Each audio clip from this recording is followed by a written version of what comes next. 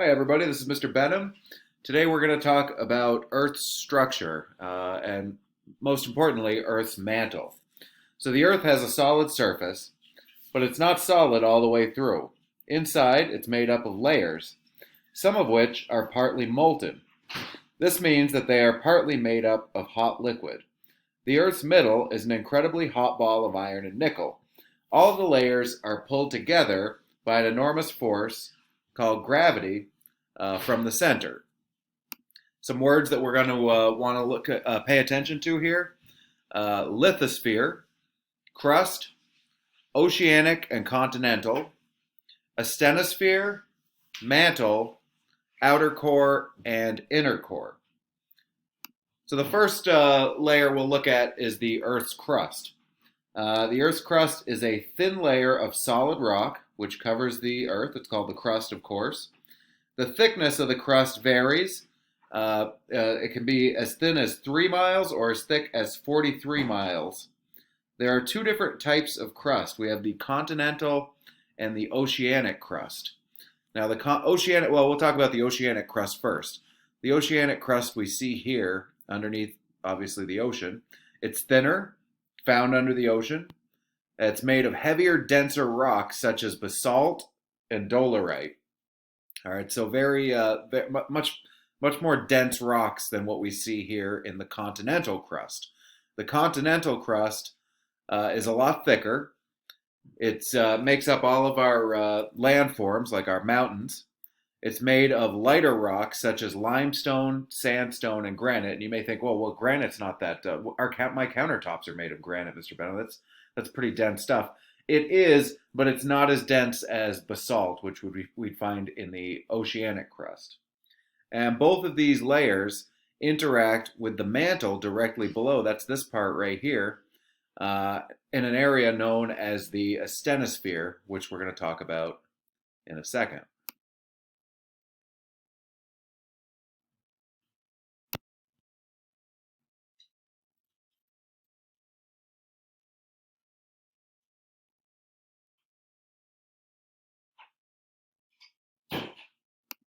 So below the crust is the mantle, and the mantle's really huge. It's about 1,800 miles thick. It's very, very, very large part of the Earth's inner structure. Within this mantle, we have a thin layer called the asthenosphere.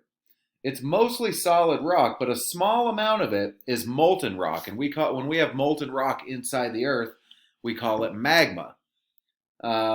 This makes this whole layer kind of weak, and the upper mantle and the crust together move around on it. Now, the upper mantle and the crust are called the lithosphere. We can see this right here. It's this is the upper part of the mantle, and here's the crust here, both oceanic and continental, and it moves around on this on this molten magma. That's what causes our plates to move around.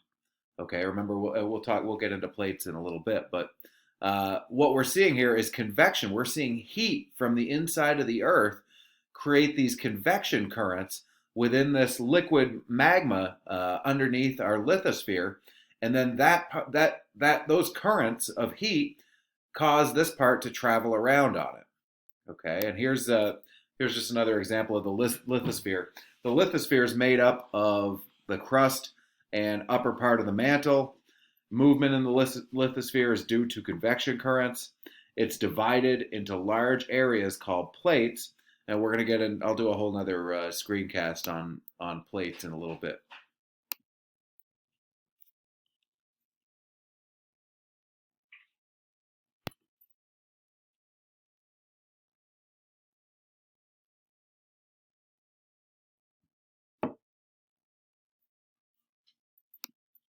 So the next part of the Earth is the core. We have two types of two parts of the Earth's core.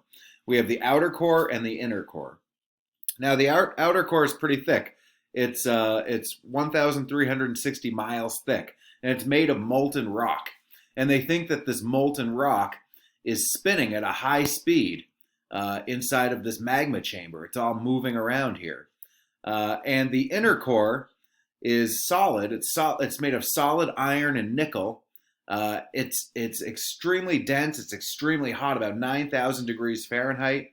It's about 780 miles thick. It's about the size of our moon inside the Earth, but it's a solid nickel and iron core, and we have this liquid iron moving around. And these two things, we have evidence of this. Why we think that this is happening is because all this metal moving around inside of our Earth creates this magnetic field. Okay, the movement of the liquid outer core is believed to create Earth's magnetic field. This field creates two poles called magnetic north and magnetic south. You could see their effects anytime you use a compass, because the compass always points to magnetic north. The Earth's magnetic field also protects us from solar radiation. Okay, we could see this. That's what this diagram here is. It's protecting us from harmful solar radiation. But sometimes these solar particles do get into the weaker parts of this magnetic field. You can see right in here, and the solar radiation will ionize it in the atmosphere of the Earth, and we'll see that as aurora borealis or as northern lights. But this magnetic field is proof of what our inner and outer core are doing, how they're interacting with each other.